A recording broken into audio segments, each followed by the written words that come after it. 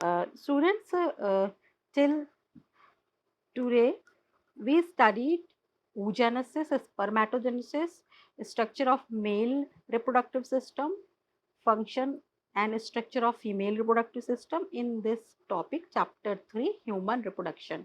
As you are well aware that CBSE reduces the syllabus by 30%, but this chapter is very important, and in this chapter especially this topic is very important. Now we will proceed. इसके पहले मैं थोड़ा सा आपको एक gist देना चाहूंगी oogenesis का। तो ऊजेनेसिस क्या था? ऊजेनेसिस की जो प्रोसेस है उसी से ये रिलेटेड है। ऊजेनेसिस जो 15 डेज में, यानी कि एक प्रिमोर्डियल फॉलिकल जो है वो प्रिमोर्डियल फॉलिकल मैच्योर फॉलिकल में कन्वर्ट होता है, वही प्रोसेस क्या कहलाती है? ऊजेनेसिस कहलाती है। Formation of female gamete in the ovary is term oogenesis. Okay, students, and you know that oogenesis, in contrast to spermatogenesis, begins at embryonic stage, in fetal state. Even when they are not born, during early fetal development, primordial germ cells migrate from the yolk sac to the ovaries. The germ cells now differentiate within the ovaries in the oogonia. This oogonia is diploid stem cells that divide mitotically to produce millions of germ cells. At the time of birth, these germ cells, at till time of birth, these germ cells show more developments.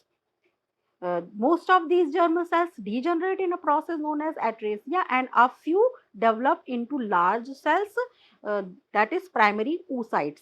Primary means primary formation of primary oocyte occurs from primordial germ cells after mitotic and meiotic division. Actually, meiosis start but arrest at prophase 1 stage during fetal development. Okay, do not complete until after puberty. During this arrested stage, some more primary oocytes degenerate. Actually, these primary oocytes show another development. These primary oocytes get surrounded by single layer of follicular cells, and development of single layer of follicular cells around the oocyte whole structure is known as primordial follicle. Most of the primordial follicle undergoes atresia, means they get degenerate till puberty. Around 400 mature 400 mature ovums are available. Uh, 400 primordial follicles are available for maturation actually in a female. A few primordial follicles start to grow, developing into primary follicles. Each primary follicle consists of a primary oocyte surrounded by several layers of cuboidal granulosa cells. As a primary follicle grows, it forms clear glycoprotein layer known as zona pellucida.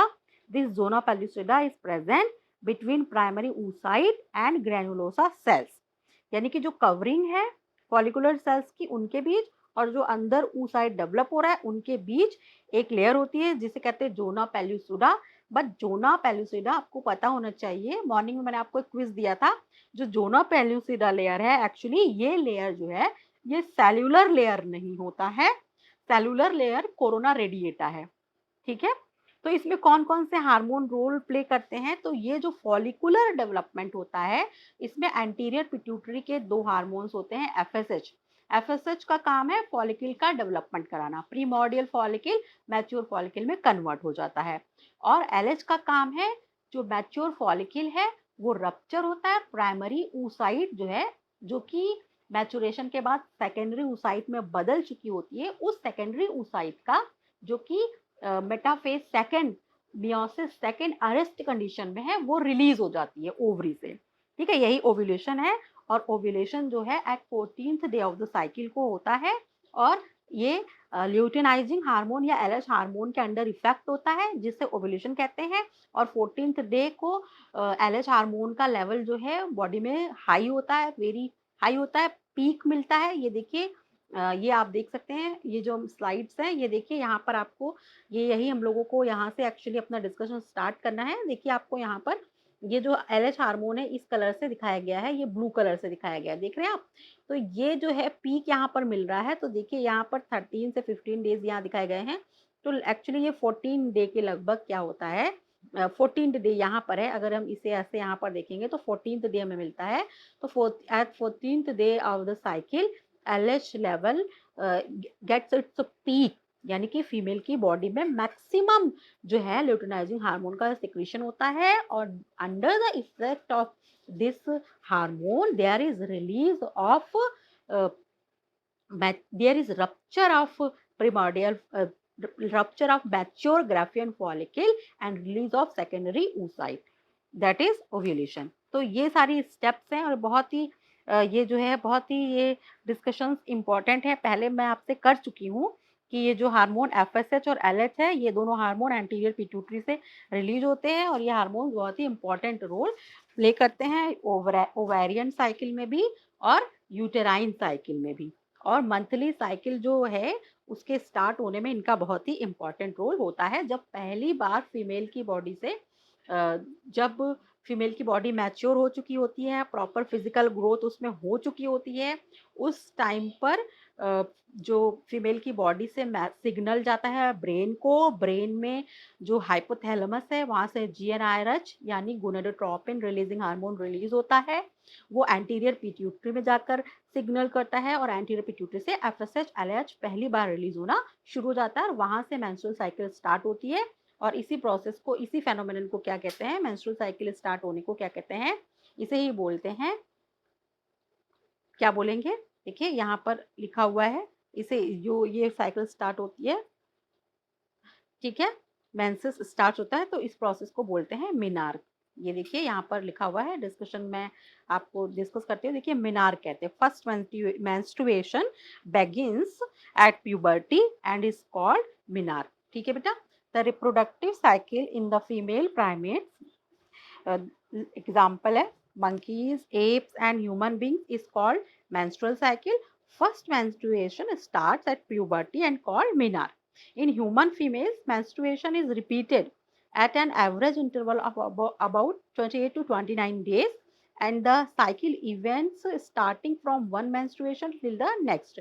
एक menstrual phase से दूसरे menstrual phase के बीच के जो cycle है उसी को menstrual cycle बोलते हैं। और इसमें इस दौरान इस साइकिल के ये अगर एक साइकिल 28 डे की है पूरी, तो बिल्कुल इसके बीचों बीच में, यानी कि एक मेंसेस से दूसरे मेंसेस के बीच में जितना टाइम पीरियड है उसके जस्ट एकदम बीच का जो टाइम है, उस टाइम पर ओवरी से क्या होता है, एक ओवम रिलीज होता है।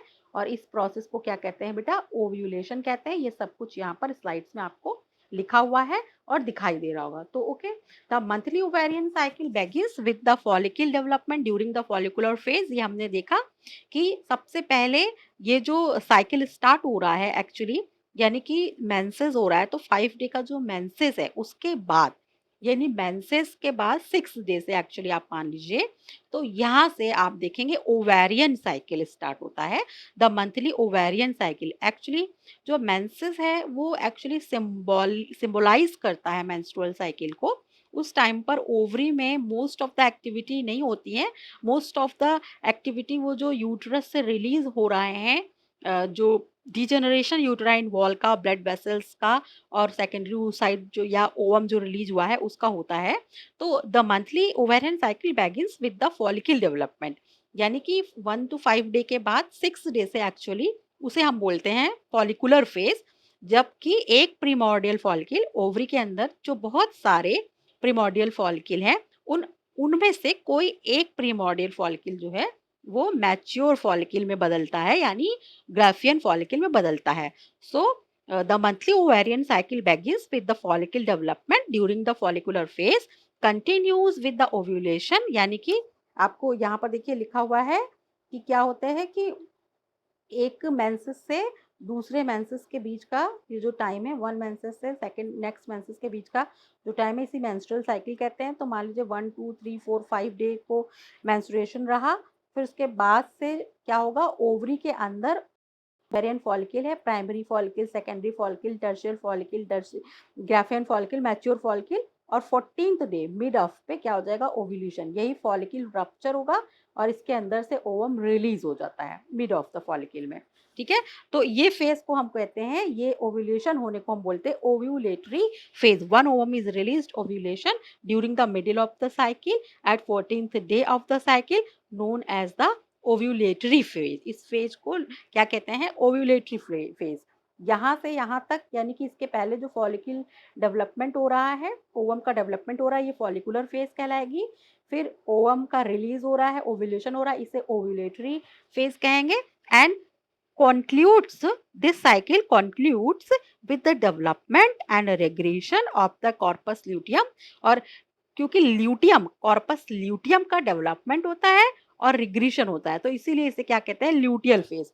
यानी कि इसके बाद का जो टाइम है इसको क्या बोलते हैं, ल्यूटियल फेज कहते हैं। यहाँ फॉलिकुलर फेज है, यहाँ ओव्यूलेटरी फेज है, और ये क्या है, ल्यूटियल फेज है। ल्यूटियल फेज में क्या होता है कि यहाँ आप देख रहे हो कि ये जो ओवरी से जब ओवम रिलीज हुआ था, तो उसके बाद इसमें जो फॉलिकल बचा था ओवरी के अंदर, वही फॉलिकल क्या बना लेता है, कॉर्पस ल्यूटियम बना लेता है। पहले कॉर्पस ल्यूटियम का डेवलपमेंट होता है, फिर कॉर्पस ल्यूटियम डीजेनरेट हो जाता है, और formation, development of corpus luteum and regression of the corpus luteum is known as phase. इसी को हम ल्यूटियल फेज कहते हैं। तो आपको फाइनली पता चला कि जो मेंस्ट्रुअल मंथली ओवेरियन साइकिल है, उसमें एक फेज है फॉलिकुलर डेवलपमेंट की, जो कि जस्ट मेंसेस के बाद स्टार्ट हो जाती है।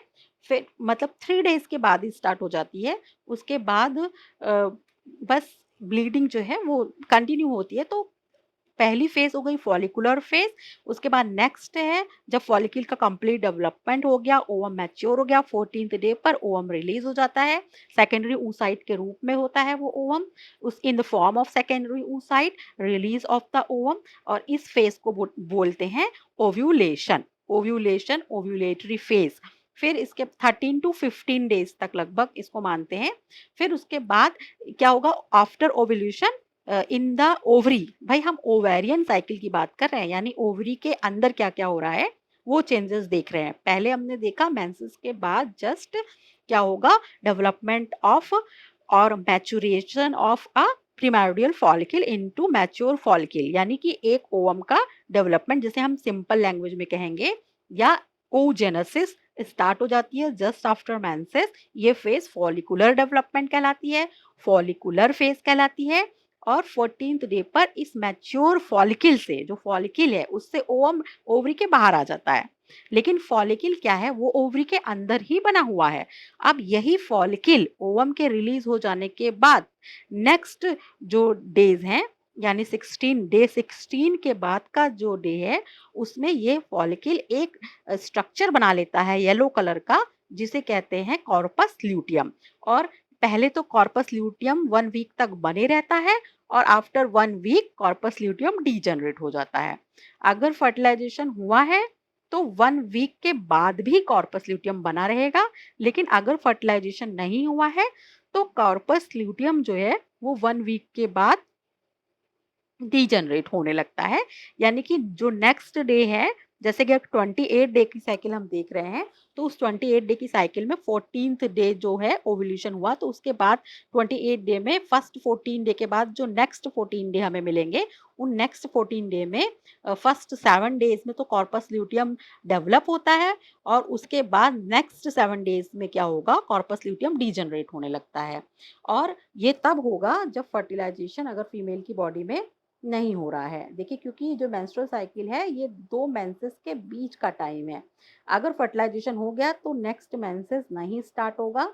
यानी कि तब जो ये साइकिल में हम फेजेस डिस्कस कर रहे हैं कि फॉलिकुलर फेज है, ओव्यूलेटरी फेज है, और इसके बाद लास्ट में आपको यहाँ पर ल्यूटियल फेज, कॉर्पस ल्यूटियम का डेवलपमेंट और रिग्रेशन। ठीक है, ये इस तरीके से नहीं होगा, बल्कि इसकी जगह अगर प्रेगनेंसी होती है, इम्प्लांटेशन होता है, तो दूसरे चेंजेस होते हैं कॉर्पस ल्यूटियम में, और इन 14 डेज की एक्टिविटी भी डिफरेंट होगी। तो वो चेंजेस अलग होंगे अगर क्या हो, अगर इम्प्लांटेशन एंड प्रेगनेंसी होगी तो। ठीक है।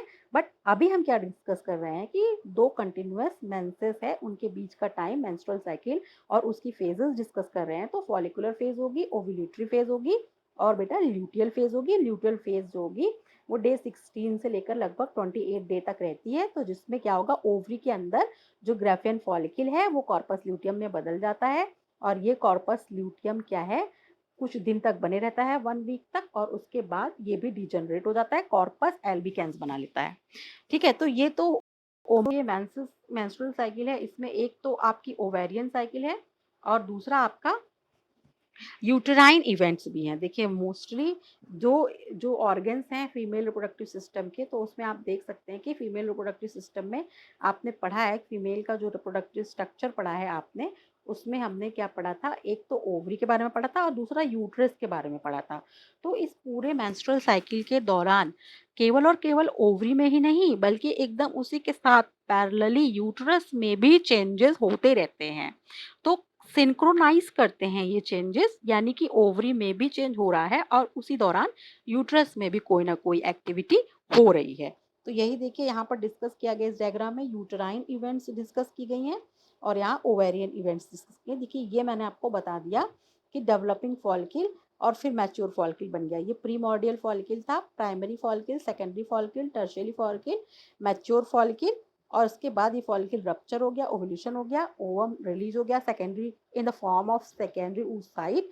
Then this follicle, this cover, this outer structure converts, forms, develops a different structure known as corpus luteum, and this corpus luteum first forms and then it also regrets. देखिए यहाँ लिखा हुआ development and regression of corpus luteum. ठीक है। तो ये ovarian events थी जिसको हमने अभी डिस्कस किया। अब हमें क्या डिस्कस करना है मेनली, अब हम यहाँ पर डिस्कस करने वाले हैं जो वो है बेटा, हमें अब डिस्कस करना है यहाँ पर यूट्राइन इवेंट्स को। ठीक है। अब हम क्या डिस्कस करेंगे, यूट्राइन इवेंट्स को डिस्कस करेंगे। चलिए यूट्रस में देखिए क्या क्या चेंजेस होते हैं। The uterine cycle takes place simultaneously with the ovarian cycle. The uterine cycle begins with menstruation during the menstrual phase, continues with repair of endometrium during the proliferative or follicular phase, and ends with the growth of glands and blood vessels during the secretory phase. तो देखिए जो हमने वहां पर पढ़ा था कि follicle का डेवलपमेंट हुआ, इसे फॉलिकुलर फेज कहा है, और ओव्यूलेशन हुआ तो इसे हमने क्या कहा, इसे बोला हमने ये ओव्यूलेटरी फेज है ना, और बाद में कॉर्पस ल्यूटियम बना तो इसे ल्यूटियल फेज कहा। तो देखिए यहीं पर इनके एक एक और नाम लिखे हैं। फॉलिकुलर फेज का नाम एक और लिखा प्रोलिफरेटिव फेज, ल्यूटियल फेज का एक और नाम लिखा सिक्रीटरी फेज, है ना। तो जो फॉलिकुलर फेज है यानी कि जब हम ओवरी के अंदर फॉलिकल का डेवलपमेंट देख रहे हैं तो फर्स्ट 14 डेज के लिए, इसीलिए इसे हम क्या बोल रहे हैं, फॉलिकुलर फेज बोल रहे हैं।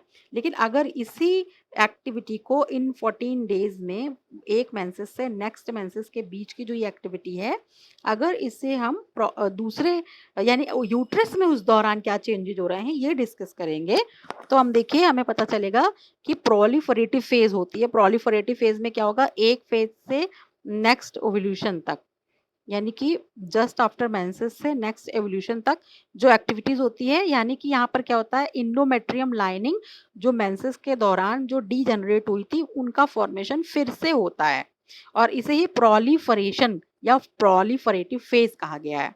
ठीक है। और उसके बाद यहाँ क्या देखेंगे, ओव्यूलेशन के टाइम भी ये यूट्रस में इसका डेवलपमेंट होते रहता है और इसके बाद होता ही जाता है। मतलब देखिए मोस्टली क्या इवेंट आपको दिखाई दे रही है एक मेंसेस से दूसरे मेंसेस के बीच में, कि just after degeneration of endometrium lining and when formation of development of new follicle occurs, new maturation, next follicle matures, formation of next Graafian follicle occurs, then In parallel, in uterus there is formation of endometrium lining occurs.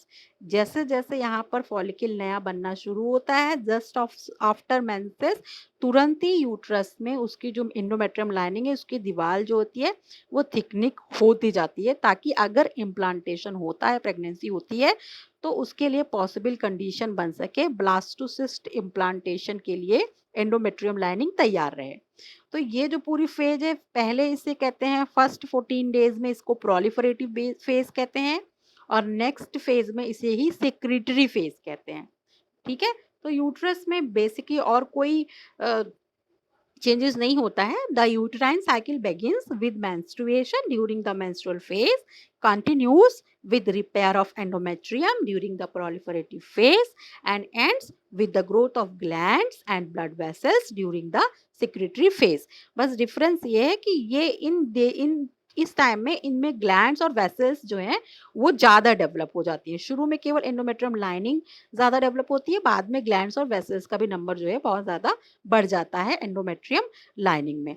तो इस तरीके से बेटा आपने देखा कि in menstrual cycle two different activities runs parallelly. There is formation of follicle, release of ovum, and formation of corpus luteum. Then regression of corpus luteum occurs inside the ovary, and parallelly there is a formation of endometrium lining inside the uterus, and it grows more and more blood vessels inside and glands inside the this endometrium lining. uh, First 14 days are known as proliferative phase, next 14 days are known as secretory phase. Okay students, तो आपने देखा कि ये जो events हैं यही जो है मेनली जो ओवेरियन इवेंट्स और यूट्राइन इवेंट्स बेटा इन्हीं को हमने कहा है। ठीक है, तो ये आपको समझ में आ रहा होगा आई थिंक। अगर यही किसी फीमेल में प्रोसेस जो है ये साइकिल जो है ये नॉर्मल चलती है, तो हम तो ये एक सिंबल होता है कि वो उस फीमेल का जो रिप्रोडक्टिव लाइफ है वो नॉर्मल है। The ovarian cycle is a series of events in the ovaries that occur during and after the maturation of an oocyte. The uterine cycle is a constant series of changes in the endometrium of the uterus to prepare it for the arrival of a fertilized ovum that will develop there until birth. ठीक है, if fertilization does not occur, ovarian hormones wane, which causes the stratum functionalis of the endometrium to slough off. यानी कि अब क्या होगा कि under the hormonal effect, अगर ovulation के 1 हफ्ते 10 दिन के बाद फर्टिलाइजेशन नहीं हो रहा है, स्पर्म और ओवम का कॉपुलेशन की वजह से फर्टिलाइजेशन नहीं हुआ है, तो क्या होगा, हार्मोनल इफेक्ट में जो एंडोमेट्रियम लाइनिंग बन रही थी वो भी क्या करेगी, डिजनरेट होने लगेगी। द जनरल टर्म, इसीलिए यहाँ पर जो है इसी साइकिल को फीमेल रिप्रोडक्टिव साइकिल के लिए या मेंस्ट्रुअल साइकिल के लिए ही, इसीलिए हम जनरली इसे ओवेरियन साइकिल और यूट्राइन साइकिल के रूप, 2 साइकिल डिफरेंट साइकिल हैं ऐसा करके इसे पढ़ते हैं। ओके स्टूडेंट्स, तो देखिए हमारी जो पुरानी स्लाइड्स है पीछे उनको भी हम डिस्कस करते हैं। देखिए यहाँ पर लिखा हुआ है, इतना हमने ये स्लाइड देख ली थी major events of the menstrual cycle में। जो अभी मैंने डिस्कशन किया उसे ही ब्रीफ करती हूँ मैं। The cycle starts with the menstrual phase when menstrual flow occurs and it lasts for 3 to 5 days. The menstrual flow results due to breakdown of endometrium lining of the uterus and its blood vessels which form liquid that comes out through vagina. Menstruation only occurs if the released ovum is not fertilized. तो ये चीज़ें आपको बिल्कुल confirm होनी चाहिए कि कभी तभी होगा, अगर फर्टिलाइजेशन नहीं हुआ है तभी नेक्स्ट मेंस्ट्रुएशन स्टार्ट होगा। Lack of menstruation may be indicative of pregnancy, यानी कि अगर एक मेंसेस के बाद दूसरा मेंसेस नहीं आ रहा है, उसके बाद नेक्स्ट ऐसा लगातार होना चाहिए, अगर नहीं आ रहा है इसका मीन्स हो सकता है कि वो फीमेल प्रेग्नेंट हो। और लेकिन कभी-कभी ऐसा भी हो सकता है कि कुछ अदर कंडीशंस हो, जैसे पुअर हेल्थ कंडीशन हो सकती है, स्ट्रेस कंडीशन हो, इनकी वजह से भी हो सकता है, तो हमें मेडिकल चेकअप के लिए जाना चाहिए। ठीक है, यहाँ पर ये डायग्राम हमने देखा। तो उसके बाद मेंस्ट्रुअल फेज के बाद, जब जस्ट मेंस्ट्रुएशन के बाद जो फर्स्ट फेज आती है डिस्कस किया अभी मैंने आपके साथ, उसे फॉलिकुलर फेज कहते हैं। The menstrual phase is followed by the follicular phase. During this phase primary follicle in the ovary grow to become a fully mature Galfin follicle and simultaneously the endometrium of uterus regenerates. तो यानी कि ovary में ovarian cycle के रूप में follicular phase या proliferative phase में क्या होता है, ग्राफियन फॉलिकल का डेवलपमेंट होता है, और यूट्राइन साइकिल के रूप में यूट्रस में एंडोमेट्रियम लाइनिंग का डेवलपमेंट होता है, प्रोलिफरेशन ऑफ एंडोमेट्रियम लाइनिंग। ठीक है, तो इसीलिए इसे फॉलिकुलर फेज भी कहते हैं या इसी को प्रोलिफरेटिव फेज भी कहते हैं। जो यहाँ पर आप डायग्राम देख रहे हैं इसमें देखिए ये लिखा हुआ है, ये दोनों नाम यहाँ पर देखिए आपको लिखे हुए मिल रहे हैं। ये नाम कंफ्यूज करते हैं और बच्चे समझ नहीं पाते। देखिए फॉलिकुलर फेज भी यही है और इसी फेज का एक और नाम क्या है, इसी फेज का एक और नाम क्या है, proliferative phase. These changes in the ovary and the uterus are induced by changes in the levels of pituitary and ovarian hormones। तो अब हमने यहाँ तक का तो पढ़ लिया कि क्या चेंजेस होते हैं। अब हमें क्या पढ़ना है कि ये जो चेंजेस हो रहे हैं ओवरी में या यूट्रस में, यानी ओवरी में जो ग्राफियन फॉलिकल का मैचुरेशन हो रहा है या यूट्रस में एंडोमेट्रियम प्रोलिफरेशन हो रहा है, ये क्यों होता है? The changes are induced by the change in level of pituitary and ovarian hormones. यानी कि पिट्यूटरी ग्लैंड से जो हार्मोन रिलीज होते हैं उनके लेवल में, और ओवरी से कुछ हार्मोन्स रिलीज होते हैं उनके लेवल में चेंज होने की वजह से ये चेंजेस जो हैं वो फीमेल के बॉडी में दिखाई देते हैं। तो क्या है ये चेंजेस, इन्हें डिस्कस करते हैं। तो देखिए इसमें से पहले तो हम अपना जो साइकिल है उसे ही पहले कंटिन्यू कर रहे हैं। तो पहले हमने देखा मेंसेस के जस्ट बाद फॉलिकुलर फेज, और 14th डे पर अब क्या होगा, the secretion of LH and FSH increases gradually during the follicular phase. देखिए पहले 14 एफएसएच हार्मोन जो है, जो कि एंटीरियर पिट्यूटरी से रिलीज होता है, उस हार्मोन का लेवल बढ़ता है। और लेकिन पहले तो दोनों ही बढ़ते हैं एलएच और एफएसएच, लेकिन अबाउट 14th डे लगभग 14वें दिन आने पर, यानी कि साइकिल के बिल्कुल मिड में, there is rapid secretion of LH leading to its maximum level. Peak मिलता है मिड ऑफ द साइकिल में, इसी को हम क्या बोलते हैं, एलएच सर्ज। इसे ही क्या कहा गया है, एलएच सर्ज। ये बहुत इंपॉर्टेंट है। देखिए यहाँ पर आप देख सकते हैं, यहाँ पर लिखा है आपको ये जो दो हार्मोन्स, यानी कि यहाँ इनमें देखिए हमने यूट्राइन इवेंट्स डिस्कस की, development of endometrium lining and development of blood vessels and glands. यहाँ पर हमने follicular development, ovum release, corpus luteum development, corpus luteum regeneration, regression, degeneration. फिर एक और जो नेक्स्ट इसका पार्ट है पिट्यूटरी हार्मोन लेवल, ये हम देख रहे हैं अब। यानी कि एफएसएच हार्मोन और एलएच हार्मोन दो हार्मोन है। जो बेटा रेड कलर से यहाँ पर दिखाया गया है हार्मोन, वो जो है वो आपका एफएसएच हार्मोन है। देखिए ये एफएसएच हार्मोन है, इसका लेवल देखिए पहले बढ़ता है 14th डे में भी बढ़ रहा है, और आगे लेकिन नेक्स्ट 14 डे में लेवल जो है वो कम हो जाता है। पहले बढ़ता है फिर कम होता है, लेकिन बीच के दिनों में देखिए लगभग समझिए कि 8 से आप 14 टू 16 डेज कह सकते हैं कि लगभग ज़्यादा ही बढ़ता है। और एक निश्चित मात्रा में एफएसएच हमेशा फीमेल की बॉडी में प्रेजेंट ही है, आप देख रहे हो। और इसी तरीके से लेकिन अगर हम एलएच के सेक्रेशन को यहाँ पर कंपेयर करेंगे, एलएच हार्मोन जो रिलीज हो रहा है इसके सिक्रेशन को अगर हम कंपेयर करेंगे, तो देखिए एलएच भी उसी तरह बढ़ रहा है जैसे कि एफएसएच बढ़ रहा है, और एफएसएच से ज़्यादा अमाउंट में हमेशा एलएच रिलीज होता है। लेकिन 14th डे पे यानी मिड ऑफ द साइकिल में देखिए एलएच जो है वो काफ़ी ज़्यादा बढ़ जाता है, इसी को एलएच सर्ज कहा गया है। और ये जो है बहुत इंपॉर्टेंट फिनोमेनन है, क्यों? क्योंकि इसी हार्मोन के अंडर इफेक्ट जो है ओव्यूलेशन होता है या मैच्योर फॉलिकल से ओवम का रिलीज होता है। Both LH and FSH attain peak level mid of the cycle, but there is rapid secretion of LH leading to maximum level during mid cycle। और ये क्या है, इससे एक कंडीशन अराइज होती है जिसे क्या कहते हैं, LH सर्ज कहते हैं। And after that LH surge के बाद क्या होता है, LH सर्ज का मतलब हुआ है कि जो एलएच हार्मोन है उसका लेवल फीमेल की बॉडी में बहुत हाई हो गया, और इसके इफेक्ट से ग्राफियन फॉलिकल रप्चर हो गया, rupture of Graafian follicle and release of ovum from the follicle inside the female abdominal cavity. ठीक है, तो ये जो है इसके बाद क्या इवेंट आएगी, ओव्यूलेशन हो गया, उसके बाद की इवेंट्स को यहाँ बताया गया है।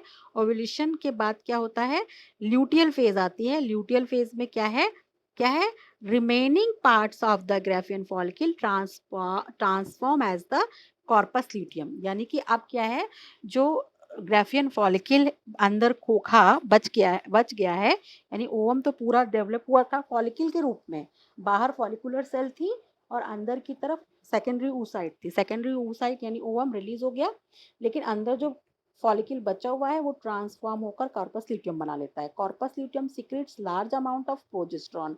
ये क्वेश्चन बहुत पूछा जाता है कि कॉर्पस ल्यूटियम से क्या रिलीज होता है। मैंने सुबह आपको डिस्कस कर भी को दिया था, एक क्वेश्चन क्विज दी थी, तो उसमें मैंने क्वेश्चन पूछा था, तो कॉर्पस ल्यूटियम से कौन सा हार्मोन रिलीज होता है, प्रोजेस्टेरॉन हार्मोन रिलीज होता है। बहुत इंपॉर्टेंट क्वेश्चन है। Corpus luteum secrets large amount of progesterone which is essential for maintaining the endometrium। क्यों रिलीज होता है, ताकि ये जो डेवलपमेंट यहाँ आप देख रहे थे, पैरेलल डेवलपमेंट यहाँ पर है इवेंट्स और हार्मोन के रिलीज से। तो यहाँ आप देख रहे थे कि यूट्रस में पहले भी एंडोमेट्रियम लाइनिंग डेवलप हो रही थी, लेकिन जब कॉर्पस ल्यूटियम बनता है तो ये प्रोजेस्टेरॉन हार्मोन रिलीज करता है। देखिए यहाँ पर है, वैसे तो ओवरी भी प्रोजेस्टेरॉन हार्मोन रिलीज करती है, देखिए इसका लेवल पहले कम है, लेकिन जब कॉर्पस ल्यूटियम बन गया तब आप देखिए प्रोजेस्टेरॉन का लेवल कितना ज़्यादा है। तो ये क्यों हो गया, क्योंकि इस दौरान ओवरी भी रिलीज कर रही है और कॉर्पस ल्यूटियम से भी प्रोजेस्टेरॉन रिलीज हो रहा है, तो इसलिए यहाँ पर प्रोजेस्टेरॉन जो है काफ़ी ज़्यादा हो जाता है। देखिए एक साथ आपको कभी भी एस्ट्रोजन और प्रोजेस्टेरॉन जो है, आप देखिए पूरी साइकिल के दौरान आपको कहीं भी ये नहीं दिखाई देगा कि एस्ट्रोजन और प्रोजेस्टेरॉन जो है वो इक्वल अमाउंट में रिलीज हो।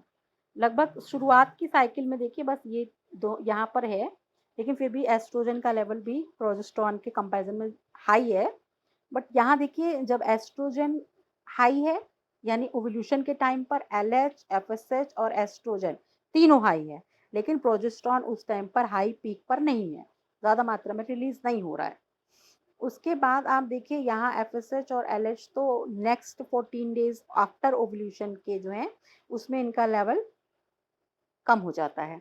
लेकिन आप अगर प्रोजेस्टेरॉन देखिए तो इसका लेवल इस टाइम में सबसे ज़्यादा है शुरुआत में, ठीक है, जहाँ इसका पीक है। और लेकिन जब आप एस्ट्रोजन को देखोगे तो आफ्टर ओव्यूलेशन 1 वीक आपको जो ये मिल रहा है, लगभग यहाँ से यहाँ तक का टाइम, इसमें देखिए एस्ट्रोजन कम है और लास्ट में, बिल्कुल लास्ट में एस्ट्रोजन ज़्यादा है।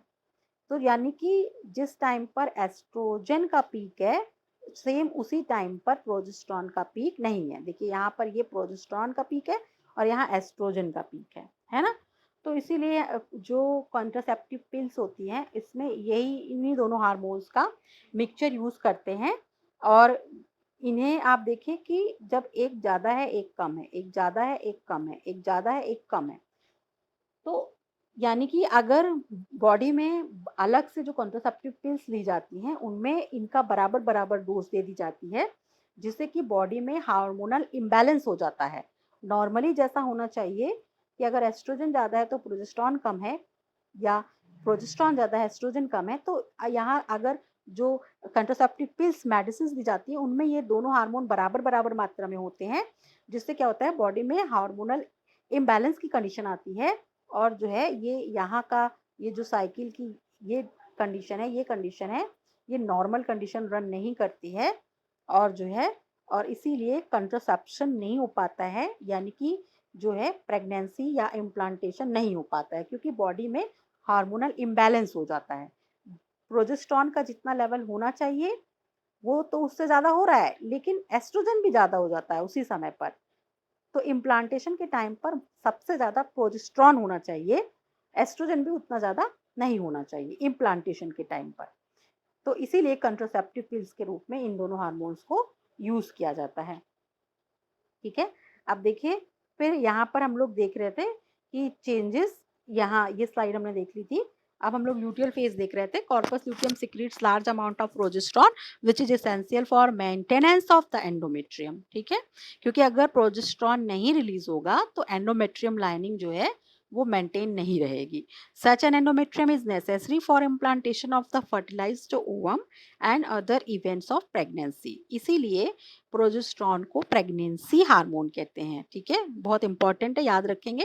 मेनली प्रोजेस्टेरॉन हार्मोन जो है वो प्लेसेंटा रिलीज करता है। प्लेसेंटल प्रोजेस्टेरॉन पूरे 9 मंथ्स रिलीज करता है।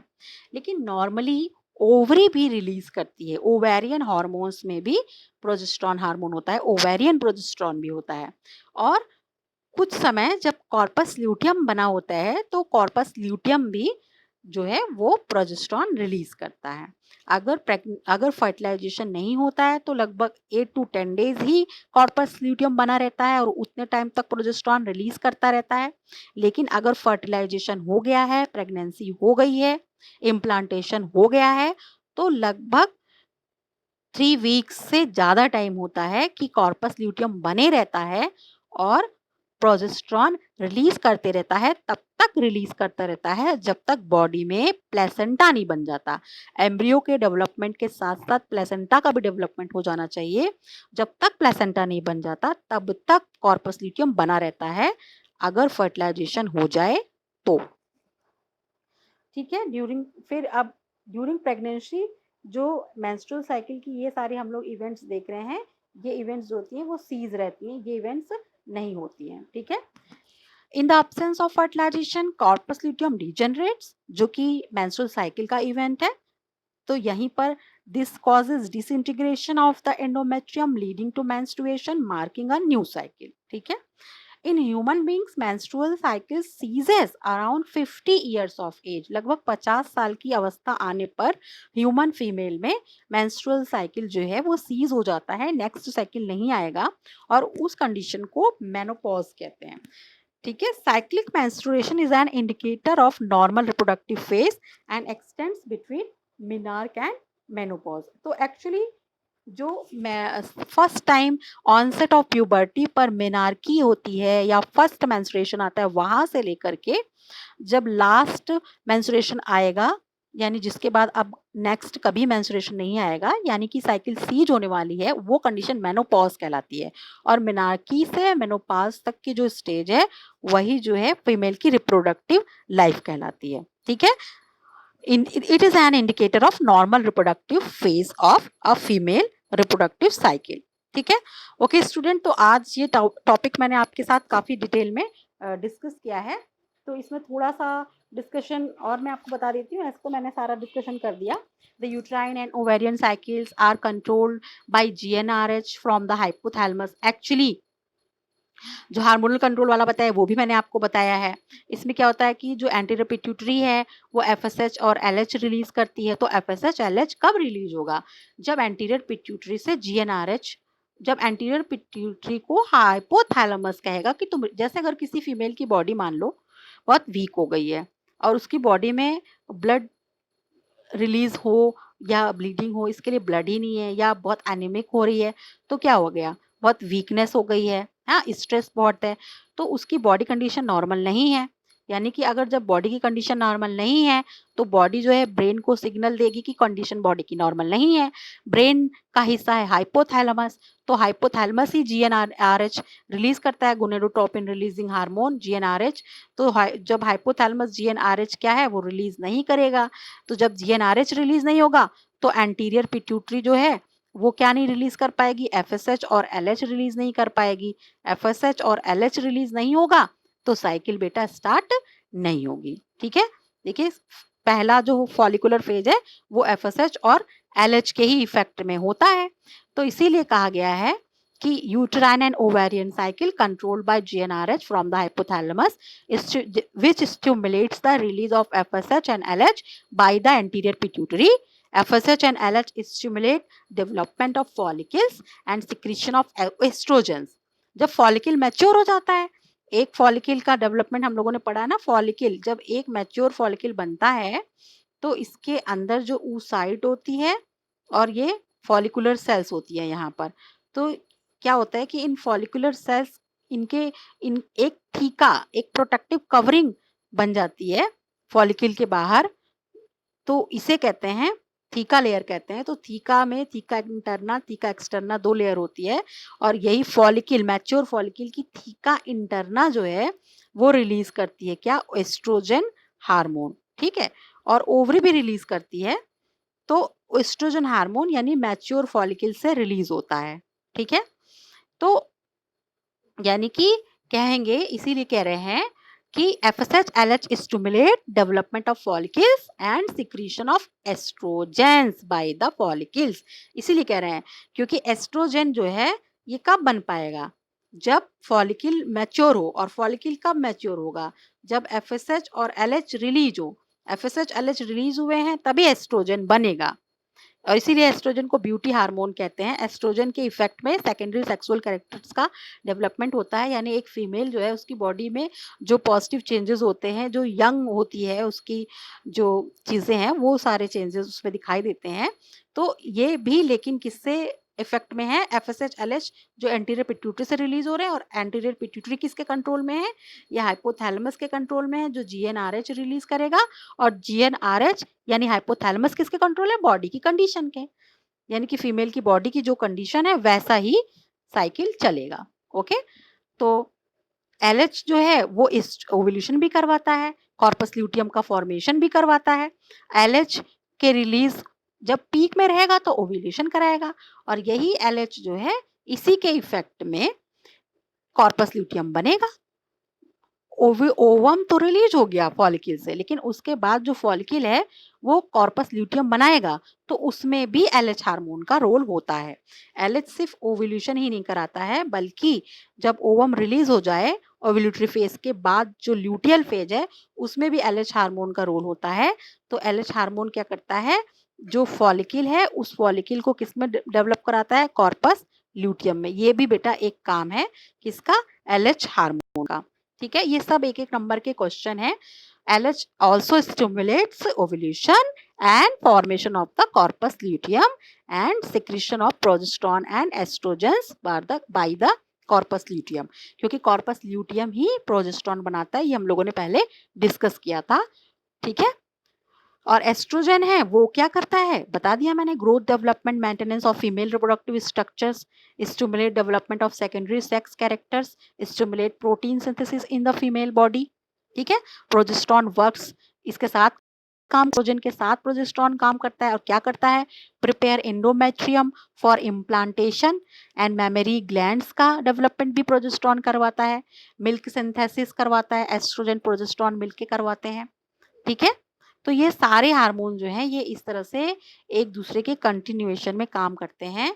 और जो हार्मोन्स हैं उनके बारे में हम और पढ़ेंगे, बट यहाँ मेनली हमें जो डिस्कशन करना था मेंस्ट्रुअल साइकिल, उससे रिलेटेड इवेंट्स और उससे रिलेटेड हार्मोन्स का डिस्कशन करना था।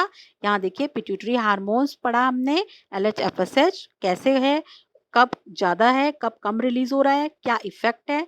साथ ही साथ ओवेरियन हार्मोन्स में एस्ट्रोजन और प्रोजेस्ट्रॉन। तो देखिए एस्ट्रोजन प्रोजेस्ट्रॉन का इंपॉर्टेंट रोल कॉर्पस ल्यूटियम के जनरेशन में, डेवलपमेंट में भी है और इसके डीजनरेट होने में भी है। ठीक है, जैसे जैसे देखिए एस्ट्रोजन कम होगा वैसे वैसे धीरे धीरे कॉर्पस ल्यूटियम डीजनरेट हो जाएगा। ठीक है, तो नेक्स्ट इन 14 डेज में प्रोजेस्ट्रॉन और एस्ट्रोजन का अमाउंट जो है वो ज़्यादा रहता है, ज़्यादा रोल ओवेरियन हार्मोन्स का होता है। और फर्स्ट 14 डेज में आप कह सकते हैं कि पिट्यूटरी हार्मोन्स का जो है वो इम्पोर्टेंट रोल प्ले करते हैं। ठीक है, तो इस तरीके से ये सारी इवेंट्स मैंने आपसे डिस्कस की हैं। आई होप कि आपको ये सब समझ में आया होगा। Most of the discussion is based on the NCERT and आपके लिए सबसे इम्पोर्टेंट वही है। तो आई होप आप अच्छे से समझ पाए होंगे और ये डिस्कशन मैं यहाँ पर कंक्लूड करती हूँ। Okay, thank you.